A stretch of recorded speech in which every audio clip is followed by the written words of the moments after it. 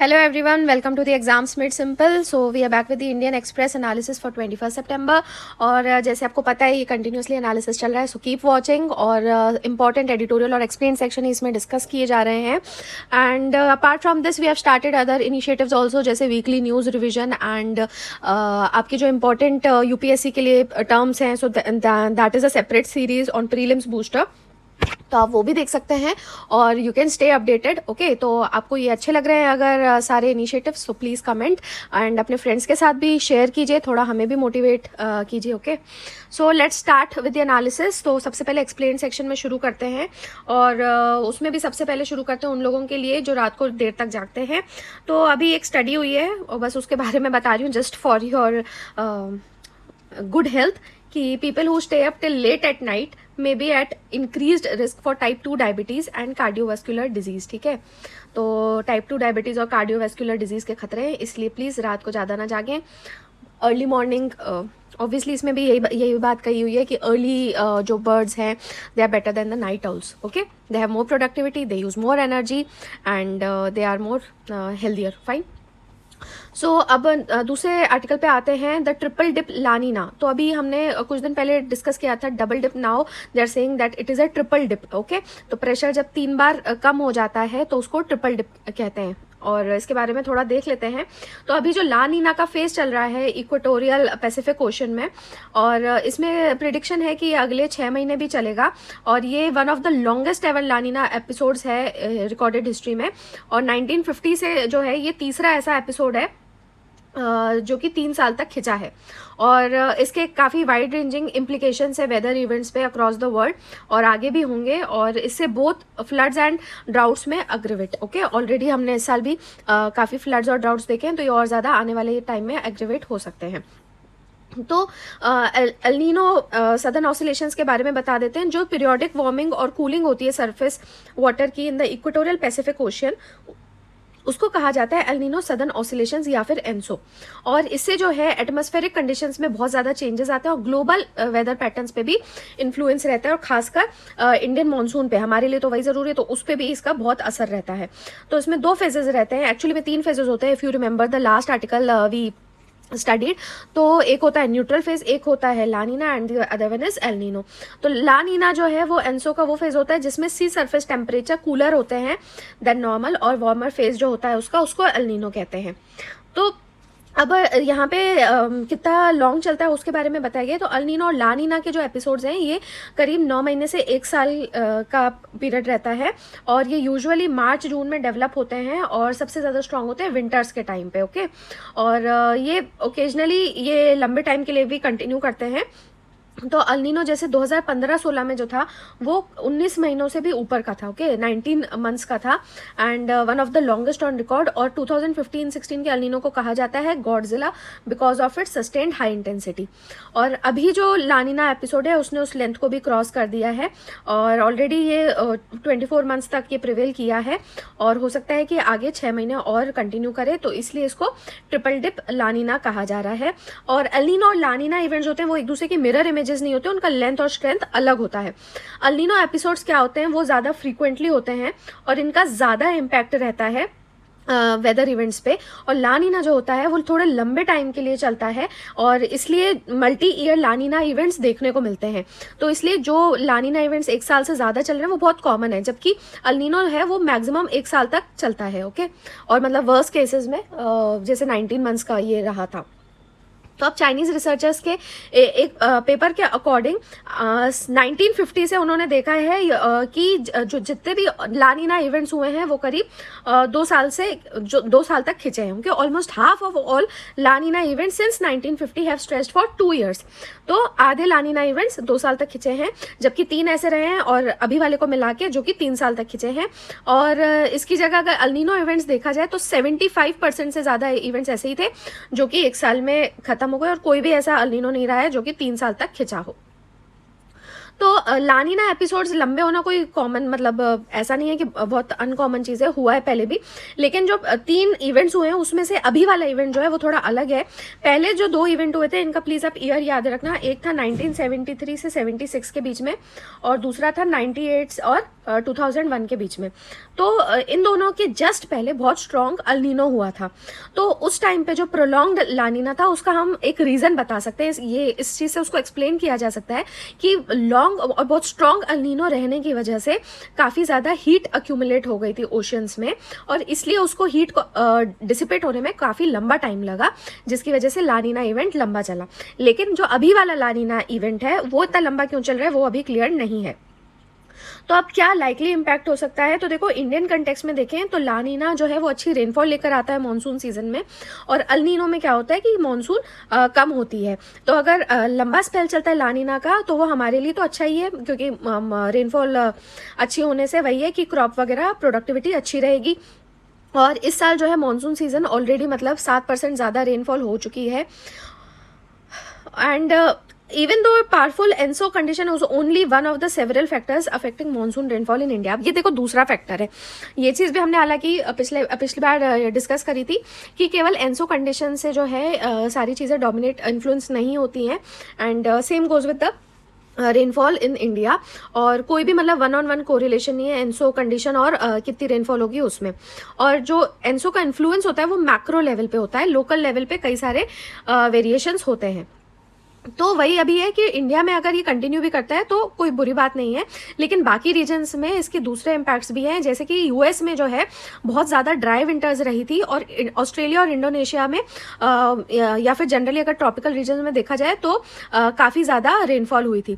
तो इस साल जो वाइड स्प्रेड ड्राउट रहा है यूएस में, फिर फ्लडिंग हुई है ईस्टर्न ऑस्ट्रेलिया में, एंड इसके अलावा जो पाकिस्तान के भी एक्सेसिव रेनफॉल हुई है और अभी तक का वर्स्ट फ्लडिंग डिजास्टर आ रहा है वहाँ पे, ये भी हम पढ़ चुके हैं इसके बारे में भी। ये सब माना जा रहा है कि they are a result of the prolonged El Nino. और अभी एक बुलेटिन में WMO यानी वर्ल्ड मीटरोलॉजिकल ऑर्गेनाइजेशन जो है उसने ये कहा है कि हॉर्न ऑफ अफ्रीका जो है, हॉर्न ऑफ अफ्रीका किसको कहते हैं, आप मुझे कंट्रीज के नाम बताएंगे, ओके। तो हॉर्न ऑफ अफ्रीका में जो वर्सनिंग ड्राउट है और सदर्न US में, तो उसमें पूरी तरीके से लानीना का ही हाथ था। एंड जो अबव एवरेज रेनफॉल भी हुई है साउथ ईस्ट एशिया और ऑस्ट्रेलेशिया में, उसमें भी लानीना वाज रिस्पॉन्सिबल। एंड ये कहा जा रहा है कि अगर लानीना और परसिस्ट करता है तो उससे जो अफ्रीका का ड्राउट है वो और वर्स हो सकता है। तो ये जो अक्रेंस होते हैं अल-नीना और लानीना के बहुत रेगुलर नहीं होते हैं, कई बार ये हर 2 साल में आता है और कई बार 7-7 साल का भी गैप हो जाता है। तो अभी तक उसकी वेरिएबिलिटी बहुत क्लियरली समझ में नहीं आई है, और इसलिए ये भी नहीं कह सकते कि मतलब ग्लोबल वार्मिंग की वजह से ही ये हो रहा है या ग्लोबल वार्मिंग की वजह से इसका कितना इम्पैक्ट है। और हाँ, लेकिन ये बात है कि क्लाइमेट चेंज होने की वजह से इसकी फ्रीक्वेंसी बढ़ गई है और अल-नीना और लानीना एपिसोड्स की इंटेंसिटी भी बढ़ गई है। और अब वही है कि जैसे मॉनसून्स में है उसी तरीके से ट्रेड विंड्स जो है वो बहुत इंपॉर्टेंट रोल प्ले करते हैं triggering ENSO events, and the changes in the strength of trade winds are not easily explained by global warming. तो जो लोकल इन्फ्लुएंसेस हैं जैसे ट्रेड विंड वगैरह, उसका जो स्ट्रेंथ है उसको हम ग्लोबल वार्मिंग से नहीं समझा सकते हैं।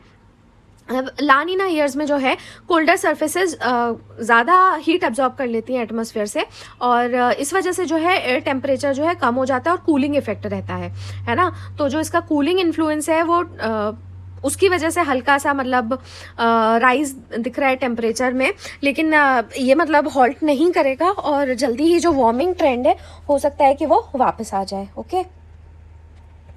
अब नेक्स्ट न्यूज़ है यहाँ पे कि ई सिम्स के बारे में है कि जो नए आईफोन्स आए हैं यूएस में, तो वहाँ पे एक्सक्लूसिवली उसमें ई सिम्स का यूज़ है। तो ये टेक्नोलॉजी क्या है, तो ये एक्चुअली हम आर्टिकल क्यों पढ़ रहे हैं, देखो आप कई बार है ना एकदम से सवाल करते हो तो आप पहले उस चीज़ को पूरा पढ़ लिया करो, तब आपको समझ में आएगा कि वो क्यों पढ़ाई जा रही है, ठीक है। अगर यहाँ पे 10 आर्टिकल आ रहे हैं उसमें से आपको गिन के 4 या 5 बताए जा रहे हैं तो उसका रीज़न है कि रेलिवेंट आर्टिकल से निकाले जा रहे हैं, ओके। तो ये साइंस टेक से आपका रिलेटेड है, इसलिए आपको यहाँ पे बताया जा रहा है। तो जो ई सिम है वो एम्बेडेड सिम होती है, और इसका हार्डवेयर वगैरह वैसे ही होता है रेगुलर सिम जैसा, लेकिन ये परमानेंटली एम्बेडेड रहती है गैजेट के मदरबोर्ड में। और एक ट्रेडिशनल सिम कार्ड के जैसे ही इसके सारे कंपोनेंट्स होते हैं, बस ये फ़ोन का इंटरनल ऑर्गन हो जाता है, और इसका फंक्शनिंग भी सेम ही रहती है। और it acts as a unique identifier for telecom operators and other consumers to reach your smartphone. और ये क्योंकि मदरबोर्ड से अटैच्ड होता है तो इसकी रीप्रोग्रामिंग की जा सकती है, और जो यूज़र्स हैं वो ऑपरेटर्स वगैरह स्विच कर सकते हैं और इसके लिए उनको फिजिकल कार्ड को, जैसे अभी क्या होता है कि आपने एक ऑपरेटर की सिम लगाई है, फिर आपको अगर चेंज करना है तो आप उसको निकाल के दूसरी लगाओगे ना, तो वो करने की आपको ज़रूरत नहीं है, बस इसकी रीप्रोग्रामिंग हो जाती है। ई सिम वैसे पहली बार 2012 में आई थी, और लेकिन अभी भी मतलब फिजिकल सिम ही आपको पता है कि चलती हैं ज़्यादातर। और ई सिम्स के फ़ायदे भी है, नुकसान भी है, तो थोड़ा देख लेते हैं एडवांटेजेस क्या हैं। तो पहला एडवांटेज है कन्वीनियंस। ओके, तो आप वही ऑपरेटर जो है इजीली आप स्विच कर सकते हो, किसी भी स्टेट या कंट्री में जाओ, और इसमें आप मल्टीपल सिम प्रोफाइल्स को स्टोर कर सकते हो। तो आपको बिना फिजिकली स्विच किए कार्ड आप की प्रोफाइल जो है वो मल्टीपल सिम प्रोफाइल्स इसमें सेव हो जाएंगी। सेकेंड है सिक्योरिटी। तो मान लो कि अगर आपका फिजिकली सिम कार्ड होता है और आपका फ़ोन खो जाता है, तो वो अटैकर्स चलो आपका फ़ोन नेविगेट नहीं कर पाएंगे, उसमें लॉक वगैरह लगा रहेगा, बायोमेट्रिक फिंगरप्रिंट सब चीज़ें रहेगी, लेकिन वो चाहे तो वो सिम निकाल के दूसरी जगह लगा के उसका मिसयूज़ कर सकते हैं कॉल्स टेक्स्ट वगैरह करने के लिए, या फिर आपका सोशल मीडिया या बैंक अकाउंट को हैक करने के लिए। ओके, लेकिन ई सिम में ऐसा कुछ नहीं है, और ऐसा कोई फिजिकल एलिमेंट ही नहीं है जिसको निकाल के उसका मिसयूज़ किया जाए। अब डिसएडवांटेजेस ज़्यादा हैं। पहली बात तो इमरजेंसीज़ में अगर मान लो कि आपका फ़ोन रुक जाता है, बैटरी ख़त्म हो जाती है या उसकी स्क्रीन टूट जाती है, तो आपका कम्युनिकेशन पूरी तरीके से बंद हो जाएगा, क्योंकि आप सिम ही नहीं निकाल सकते, तो आप कॉन्टैक्ट ही नहीं कर सकते, right. Second is limited support. तो आप ऐसी कंट्री में इसको यूज़ ही नहीं कर सकते जहाँ पे इस टेक्नोलॉजी को सपोर्ट करने के लिए टेलीकॉम ऑपरेटर्स नहीं हैं। देन प्रीमियम यूज़र्स, तो ये अभी ई सिम जो है वो एक्सपेंसिव डिवाइसेस में ही केवल है, एंड जैसे एप्पल आईफोन, गूगल पिक्सल और सैमसंग गैलेक्सी एस सीरीज़ में, फाइन। एंड अब लास्ट इसका ये है कि telcos will get more control. क्यों? क्योंकि आपको अपने ऑपरेटर पे ही पूरा टाइम रिलाई करना पड़ेगा अगर आप फ़ोन को स्विच करना चाहते हो, है ना। तो हो सकता है कि ऑपरेटर ऐसे में आपको बोले कि आपको एक्स्ट्रा ई सिम प्लान लेना पड़ेगा, या फिर आपको एक्स्ट्रा चार्ज करना पड़ेगा अगर आप फ़ोन स्विच करना चाहते हो तो व्हाट द फ्यूचर होल्ड्स, तो हो सकता है कि ये पूरी तरीके से रिप्लेस कर ले, लेकिन अभी भी प्लास्टिक सिम कार्ड जो है वो ज़्यादा रेलिवेंट है। Okay, now let's come to the editorial page. तो यहाँ पे सबसे पहले ये आर्टिकल देख लेते हैं, life and death.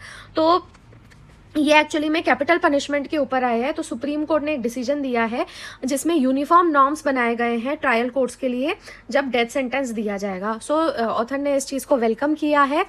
Uniform norms क्या है? बेसिकली प्रोसीजर बताए कि आपको मतलब क्या क्या चीज़ें और कंसिडर करनी चाहिए।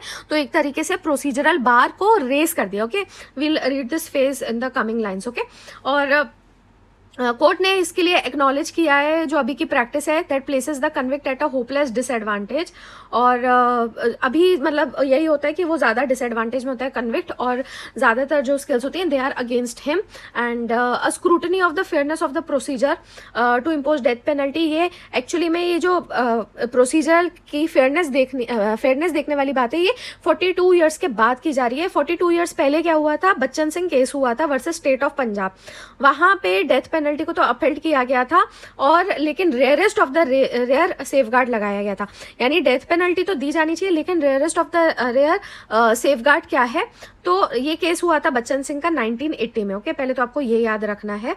एंड उस टाइम पे ये rarest of the rare doctrine आया था, जो कहता है कि डेथ पेनल्टी जो है वो एक एब्सोल्यूट और यूनिक एक्सेप्शन होना चाहिए, और ये कोई रूल नहीं है कि आप मतलब बहुत इजीली आप दे रहे हो, ठीक है ना। तो बहुत एब्सोल्यूट होना चाहिए और इस बहुत यूनिक एक्सेप्शन रहना चाहिए इसमें। 2015 की एक लॉ कमीशन रिपोर्ट आई थी डेथ पेनल्टी पे, तो उसने तो रेकमेंड किया था कि आप डेथ सेंटेंस को बिल्कुल अबॉलिश कर दो, केवल टेरर रिलेटेड केसेस में होना चाहिए।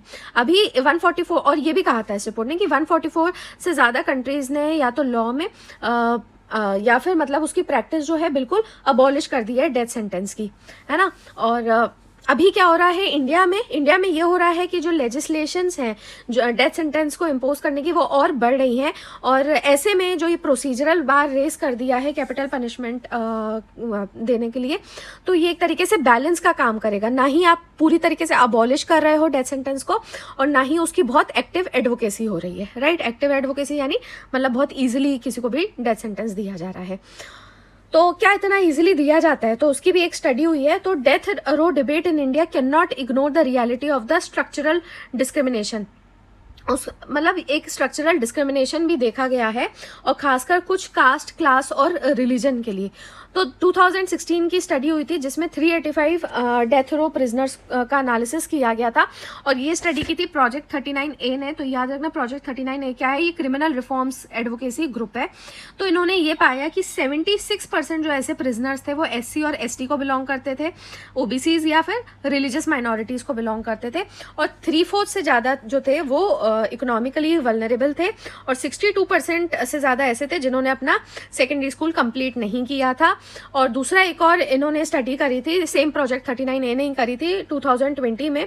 तो इसमें ये पता चला था कि दिल्ली में 80 डेथ सेंटेंसेस जो दिए गए थे ट्रायल कोर्ट्स द्वारा 2000 से 2013 के बीच में, उसमें से 60 का बाद में अक्विटल हो गया था, या फिर हाई कोर्ट ने उनके सेंटेंस को कम्यूट कर दिया था। कम्यूट करने का पावर आपको पता है हाई कोर्ट सुप्रीम कोर्ट के पास में है। उसमें क्या होता है कि जो सज़ा दी जाती है उसको थोड़ा लेसर मतलब एडवर्स सज़ा दी जाती है उसमें, ठीक है ना। तो डेथ सेंटेंस से कम कर दी थी सज़ा। तो इतने केसेस जो थे आप सोचिए जहाँ पे डेथ सेंटेंस फिर हुआ ही नहीं, है ना। तो इसलिए यानी कि इसका मतलब क्या है कि एडवोकेसी ज़्यादा है डेथ सेंटेंस की, ओके, और इसलिए प्रोसीजरल बार होना ज़रूरी है। और इस स्टडी ने ये भी दिखाया था कि ये जो 72% केसेस थे जिनको 2000 से 2015 में डेथ पेनल्टी दी गई थी, उन्होंने ये कहा था कि मतलब ट्रायल कोर्ट्स ने ये कहा कि it was the collective conscience of the society, यानी कि सोसाइटी में वही जो बातें चल रही थी उसके बिना पर इन्होंने मतलब इन्फ्लुएंस होकर उनको डेथ सेंटेंस दे दिया था। तो अब सुप्रीम कोर्ट ने अब इसमें क्या चीज़ कही है कि ये ट्रायल कोर्ट को क्या अकाउंट में लेना पड़ेगा कि सोशल मिल्यू, उस इंसान की एज, एजुकेशनल लेवल, क्या वो कन्विक्ट पहले अभी अपनी लाइफ में क्या उसने कोई ट्रॉमा फेस किया है, उसके फैमिली सर्कमस्टेंसेस क्या थे, साइकोलॉजिकल इवेल्यूशन करना उसका, और कन्विक्शन होने के बाद में उसका कंडक्ट, और ये सारे जो है ये बहुत रेलेवेंट फैक्टर्स है ये कंसिडर करने के लिए कि क्या डेथ पेनल्टी उसको दी जानी चाहिए या नहीं। और एक तरीके से इससे काफ़ी ज़्यादा कंसिस्टेंसी आ जाएगी, और ये भी इंश्योर होगा कि जो कैपिटल पनिशमेंट है उसमें फेयर और ह्यूमेन हियरिंग रहे। Fine, so very important. अब ओके यहाँ पे एक आर्टिकल आया है, ये एक्चुअली हम लोग कल ही पढ़ चुके हैं। सो कि SC का स्टैंड क्या है on Dalit Muslims and Dalit Christian. तो अभी ये कमीशन फॉर्म होने की बात हुई है, तो उसमें हमने कुछ नाम पढ़े थे। कैन यू टेल मी, मतलब आपके लिए एक क्वेश्चन है कि कल हमने 3 उसमें आपको दिए थे कि 2 कमिटीज़ जो थी वो UPA गवर्नमेंट के अंडर बनी थी एंड वेरी फेमस कमिटीज़, और उसके अलावा एक स्टडी हुई थी, ओके। तो तीसरे का नाम तो मैं आपको बता देती हूँ। जिसने स्टडी करी थी उसका नाम पढ़ा था और उसी ने आज आर्टिकल लिख दिया है, उसका नाम है सतीश देशपांडे, ओके। अब इस आर्टिकल में बेसिकली इन्होंने एक तरीके से थोड़ा गुस्सा निकाला है कि मैंने मतलब उस टाइम पे ये सारी चीज़ें बता दी थी और आप अब जाके फिर से एक कमीशन फॉर्म करने की बात कर रहे हो। तो हम इतना उस डिटेल में नहीं जाएंगे, और इस आर्टिकल में ज़्यादातर वैसे फैक्ट्स हैं। तो जो भी फैक्ट्स हैं I will do one thing कि टेलीग्राम ग्रुप पे में भी, आई होप आप लोग सब हैं टेलीग्राम ग्रुप पे तो मैं आपको है ना इसके जितने भी नोट्स हैं वो आपको मैं शेयर कर दूंगी। We won't go much into it. Short में आपको मैं वैसे बता देती हूँ कि अभी यूनियन गवर्नमेंट ने नेशनल कमीशन वही फॉर्म करने की बात करी है दलित्स का स्टेटस देखने के लिए, जो कि मुस्लिम और क्रिश्चियन कम्युनिटीज़ के हैं। और ये जो है ये 2008 की रिव्यू स्टडी हुई थी which was commissioned by National Commission of Minorities, और उसी के ये ऑथर थे और उसी के बेसिस पे अब ये रिव्यू हो रहा है। तो उन्होंने वही उस टाइम पे उनको 3 क्वेश्चंस दिए गए थे कि कंटेम्प्रेरी स्टेटस क्या है दलित मुस्लिम्स और दलित क्रिश्चियंस का, उनके मटेरियल वेलबींग और सोशल स्टेटस को लेके। बाकी जो नॉन दलित्स हैं उन्हीं की कम्युनिटी के या फिर जो दूसरी कम्युनिटी के दलित हैं उनके कंपैरिजन में इनकी क्या सिचुएशन है, और क्या कास्ट डिसेबिलिटीज़ ये जो सफ़र करते हैं ये ग्रुप्स, उसमें स्टेट इंटरवेंशन किया जाना चाहिए, ओके। तो इसमें क्या हुआ था, इन्होंने DMs और DCs यानी दलित मुस्लिम्स और दलित क्रिश्चियंस को आइडेंटिफाई करके सेग्रीगेट किया था, और जैसे हिंदू और सिख कम्युनिटीज़ के लिए भी हुआ था। बुद्धिज़्म में ये चीज़ नहीं हुई थी क्योंकि 95% से करीब इंडियन बुद्धिस्ट जो हैं वो दलित थे, ओके। तो इसलिए सेग्रीगेशन करने की ज़रूरत नहीं थी। फिर उसका जो एविडेंस आया उसको 5 फॉर्म्स में इन्होंने टेबुलेट कर दिया था कि अनटचेबिलिटी में, फिर इंटरमैरिज के बैन में, ऑक्यूपेशनल सेग्रीगेशन में, मतलब हर कहीं कहाँ इनको डिस्क्रिमिनेशन फेस करना पड़ता है, सोशल और कल्चरल सेग्रीगेशन और इकोनॉमिक डिस्क्रिमिनेशन। और मेन फाइंडिंग्स वही थी कि जो दलित मुस्लिम्स थे वो सबसे ज़्यादा वर्स्ट कंडीशंस में थे अमंग ऑल दलित्स, और दलित क्रिश्चियन जो थे वो बाकियों से थोड़े बेटर थे एक्सेप्ट सिख दलित्स, क्योंकि सिख दलित सबसे बेस्ट पाए गए थे। देन हाँ, एक फ्रेज इन्होंने बहुत अच्छा दिया है, no recognition no data, no data no recognition. तो बेसिकली इन्होंने बताया था कि काफ़ी ज़्यादा डेटा अवेलेबल नहीं है, इसलिए वो रिकॉग्नाइज भी नहीं हुए हैं, और रिकॉग्नाइज नहीं किए गए हैं इसलिए डेटा भी अवेलेबल नहीं है। देन अगेन यहाँ पे एक टॉन टाइप का था, to use a newly famous word, the real issue here is the कर्तव्य और duty of the Indian state. तो इंडियन स्टेट पे पॉइंट आउट किया है।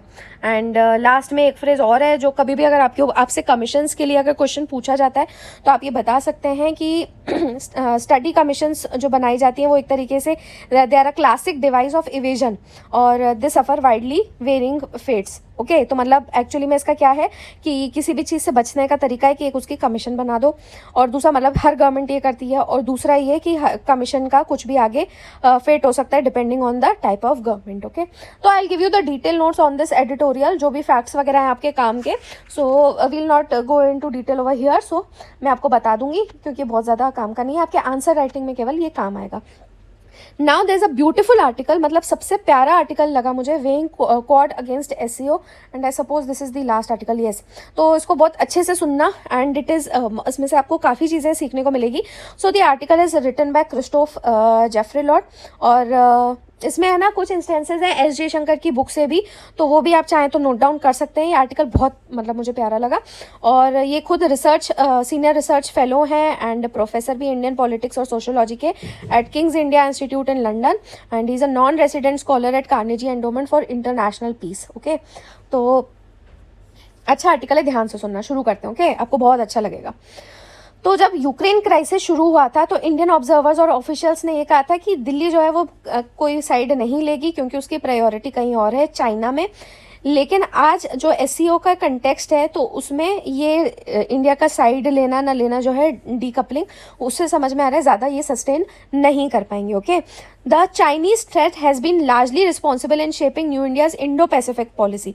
ओके, तो ये सारी कंट्रीज़ के साथ में इंडिया का क्या रिलेशन कैसे है, इसके इंस्टेंसेस भी बताएंगे, और कैसे चेंज हो रहे हैं और आगे क्या हो सकता है उसका भी इन्होंने बहुत प्यारा एनालिसिस किया। ओके, तो जो चाइनीज़ थ्रेट है वो खासकर रिस्पॉन्सिबल रहा है इंडिया की इंडो पैसिफिक पॉलिसी के लिए, और इंडिया के जो अप्रीहेंशंस है चाइना को लेके वो और ज़्यादा बढ़ गए थे after the launch of the BRI यानी बेल्ट एंड रोड इनिशिएटिव, और चाइना का जो प्रेजेंस बढ़ रहा था इंडिया के नेबरहुड में। तो ये तो फैक्ट है, ये सबको पता है कि चाइना के इन्वेस्टमेंट्स काफ़ी ज़्यादा बढ़ गए थे, पाकिस्तान म्यांमार में तो थे ही, फिर नेपाल और श्रीलंका में भी। तो इंडिया को एक तरीके से पूरा इंसर्कल्ड यानी चारों तरफ से घिरा हुआ फील हो रहा था। मोदी ने, पीएम ने जो है वो अपना विजन इंडो पैसिफिक का पहली बार शेयर किया था शंग्रीला डायलॉग में 2018 में, जहां उन्होंने ये चीज़ कही थी कि Indo Pacific included all Nations, इस ज्योग्राफी के सारे नेशंस को इंक्लूड करता है, और ना केवल इस ज्योग्राफी के बल्कि उसके बियॉन्ड भी जिनका इसमें स्टेक है। तो एक तरीके से इन्होंने रेफरेंस दिया था वेस्टर्न पावर्स को, जिसको उससे पहले तक इंडिया बहुत ज़्यादा वेलकम नहीं कर रहा था। और जो पिछले साल क्वाड लॉन्च हुआ है वो एक तरीके से रिएक्शन ही था चाइना का बढ़ता हुआ जो इस रीजन में असर्टिवनेस है उसके अगेंस्ट। लेकिन एट द सेम टाइम अब देखो ऑथर ने कितनी प्यारी बात कही है कि अभी ये मतलब चाइना और यूएस को लेके काफ़ी आर्टिकल्स आ रहे हैं ना, रशिया के यूक्रेन के भी चलते हैं, रशिया यूक्रेन वॉर के भी चलते हैं। इन्होंने कहा है कि eight the same time India was not comfortable with the anti Chinese stand of the Americans. मैं एक्चुअली लाइन इसलिए पढ़ रही हूँ क्योंकि वो लाइन बहुत प्यारी है, आप चाहें तो एज इट इज लिख भी सकते हैं कुछ चीज़ें। ओके, तो इंडिया एंटी चाइनीज स्टैंड भी जो है अमेरिकन्स का, उससे भी वो ज़्यादा कंफर्टेबल नहीं था, और इसकी वजह ये थी कि वो जो हमारे देश का सबसे बड़ा नेबर है उसको बिल्कुल पूरी तरीके से एलियनेट नहीं करना चाहता था, है ना। और मतलब इतना ज़्यादा इन्फ्लुएंस है चाइना का, तो ये कहना चाह रहे हैं कि इंडिया की बाकी सारी पॉलिसीज़, बाकी सारी ग्रुपिंग्स में भी इंडिया इस चीज़ को बहुत संभाल के चलता है। और पिछले साल भी जो है वो क्वाड मीटिंग्स को अभी अपग्रेड किया गया था एक्चुअली में मिनिस्टीरियल लेवल पे, तो वो इंडिया ने इस चीज़ के लिए अब जाके इसलिए अग्री किया है, केवल तब की अग्री जब गलवान अटैक हुआ था जिसमें 20 Indian soldiers were killed in 2020। तो जब 20 इंडियन सोल्जर्स शहीद हुए थे 2020 में गलवान अटैक में, उसके बाद में ही इंडिया ने क्वाड मीटिंग को और ज़्यादा अपग्रेड करने का सोचा। तो अभी इंडिया यूएस का जो रिप्रोचमेंट है, रिप्रोचमेंट क्या होता है, आप जब बहुत ज़्यादा एनिमिटिकली रहते हुए, बहुत ज़्यादा मतलब पहले दुश्मनी निभा के जब आप एकदम से फ्रेंडली हो जाते हो, तो दैट इज़ नोन एज रिप्रोचमेंट। तो इंडो पैसिफिक रीजन में इंडिया यूएस का रिप्रोचमेंट अभी ज़्यादा ज़रूरी है, एवर मतलब अभी सबसे ज़्यादा ज़रूरी है विज़ावी चाइना। और इंडिया जो है, लेकिन उसके बावजूद भी मतलब भले ठीक है इंडिया यूएस पास आए, लेकिन फिर भी इंडिया जो है it believes in plurilateralism. Okay, plurilateralism में फिर भी इंडिया विश्वास रखता है। And this is a doctrine elucidated by external affairs minister S Jaishankar. इनकी 2020 में बुक आई थी the India way. It's not Indian, it's the India way. आप चाहें तो ये किताब पढ़ सकते हैं। और इसमें ही उन्होंने प्लूरीलेटरलिज्म का भी डॉक्ट्रिन दिया है। अब इसकी कुछ लाइन्स यहाँ पे ऑथर ने शेयर भी करी हैं। If India drove the revived Quad arrangement, it also took membership of the SCO. तो जहां हमने क्वाड अरेंजमेंट का पार्ट बने, वहीं पे हमने SCO की मेंबरशिप भी ली। तो एक तरफ जो ट्राइलेटरल है हमारा रशिया और चाइना के साथ में है, उसी वो एक तरफ वो तो है, और दूसरा इट को exist with the one involving the US and Japan. तो क्वाड में एक तरफ यूएस और जापान हो गए, और एससीओ में दूसरा पोल यानी रशिया एंड चाइना है। तो इनका आइडिया यहाँ पे क्या है, to engage the competing powers like the US, China, European Union और Russia at the same time. तो इंडिया जो है ये मल्टीपोलर वर्ल्ड के फेवर में है, जहाँ पे प्लूरलिटी ऑफ पावर सेंटर्स होने से वो एक पोल के अगेंस्ट दूसरे पोल के साथ में मतलब India can play as per, मतलब अब ये प्ले करना कह रहे हैं, but you can definitely right कि मतलब कभी भी वही है ना, परमानेंट आपके कुछ एलाइज या एनिमीज नहीं रहते, तो आपको हर कहीं संभाल के तो चलना पड़ेगा। इनफैक्ट हर कंट्री यही करती है, तो ये डिप्लोमेसी जरूरी है। ओके, एंड इस कंटेक्स्ट में न्यू दिल्ली जो है वो चाहता है कि रशिया जो है वो एक इम्पॉर्टेंट प्लेयर रहे, बट रशिया इम्पॉर्टेंट प्लेयर रहे ये इसका केवल यही एक रीजन नहीं है। मतलब अभी तक बात क्या कही कि वेस्टर्न जो ये पावर्स हैं, क्वाड ग्रुप है, इन सबको कंट्रोल करने के लिए रशिया भी यहाँ पे रहे, तो लेकिन ये अकेला रीजन नहीं है। ये आगे बताएंगे कि क्यों अकेला रीजन नहीं है। तो ये जो स्टैंड है it goes together with India's reservations against the west past hegemony and the international order, जो कि 1945 के बाद में स्टैब्लिश हुआ है। तो 1945 के बाद में खासकर वेस्टर्न हेजिमनी रही है और इंटरनेशनल ऑर्डर भी उन्हीं के अकॉर्डिंग रहा है। तो ये चीज़ जयशंकर ने अपनी किताब में भी कही है कि वेस्ट जो है वो कभी भी इंडिया को नहीं समझा, एंड वो हमारी सोसाइटी की तरफ भी काफ़ी डिसमिसिव रहे हैं। उन्होंने ये फैक्ट भी एम्फेसाइज किया है कि वेस्टर्न वर्ल्ड ने यानी मेनली यूएस एंड ईयू, उन्होंने ऐसे नॉर्म्स इम्पोज किए हैं पूरे वर्ल्ड के ऊपर जिनको डिसमेंटल करने की ज़रूरत है। तो the key of Western durability till now is the set of institutions and practices that it progressively but firmly establishes in the period of its dominance. ठीक है, तो उसकी अभी तक वेस्टर्न वर्ल्ड इतना वो क्यों है, क्योंकि इस तरीके के इन्होंने इंस्टीट्यूशंस ही उन्हीं की बात करें, जैसे यूएन वगैरह 1945 में जो ये सब सेट किए गए थे, और डब्ल्यूटीओ, तो हर चीज़ जो ये जीएटीटी है ना, तो ये सब जो सेट इन्होंने स्टैब्लिश किए थे, उसी की वजह से अभी तक इनका डोमिनेंस बना हुआ है।